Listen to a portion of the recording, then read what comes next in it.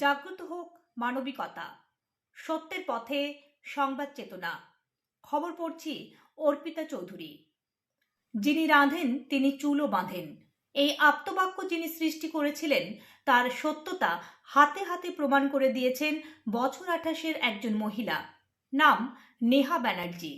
ছাত্রছাত্রীদের কাছে যখন আইআইটিতে চান্স পাওয়াটাই স্বপ্ন বলে মনে হয়, আর অধিকাংশই মোটা অঙ্কের স্যালারি নিয়ে দেশের বাইরে চলে যাওয়ার স্বপ্ন দেখেন, সেখানে খড়গপুর আইআইটি থেকে ইলেকট্রিক্যাল ইঞ্জিনিয়ারিং পাশ করে দেশের সর্বোচ্চ পরীক্ষা ইউপিএসসিতে বসে পড়েন এই মেয়ে।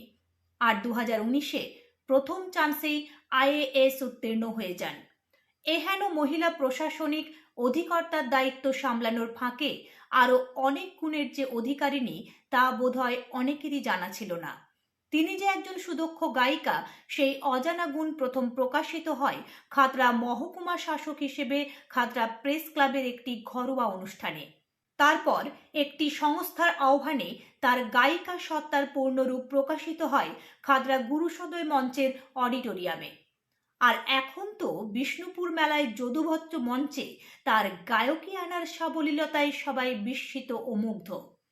প্রশাসনিক দায়িত্বের মাঝেও কিভাবে তিনি তার এই প্রতিভাকে ধরে রেখেছেন, আসুন শুনে নিই তার মুখ থেকে।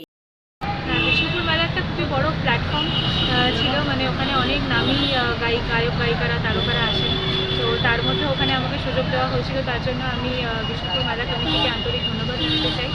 এবং ভীষণই ভালো এক্সপিরিয়েন্স হয়েছে, একটা বড় মঞ্চে গান করার সুযোগ পেয়েছি এবং এটা একটা ভীষণই মানে বড় একটা, আমার জন্য একটা খুব বিশাল বড় একটা অভিজ্ঞতা হলো কালকে।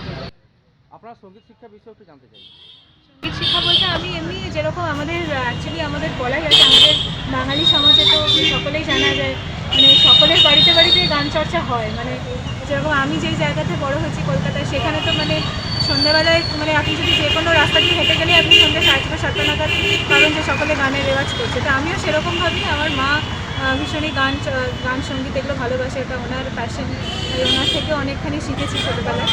এবং তাছাড়া আমি কিছু ক্লাসিক্যাল ট্রেনিং কিছুটা নিয়েছিলাম, ক্লাসিক্যাল এবং রবীন্দ্রসঙ্গীতে। তারপরে পড়াশোনার চাপে আর ক্লাস 10-এর পরে খুব একটা করা হয়ে ওঠেনি, কিন্তু আবার মাঝে মাঝে আবার কিছুটা করার সুযোগ হয়েছে আর কি। আর সঙ্গীত চর্চাটা আমার একটা প্যাশন হিসাবে, একটা হবি হিসাবেই রাখতে চাই।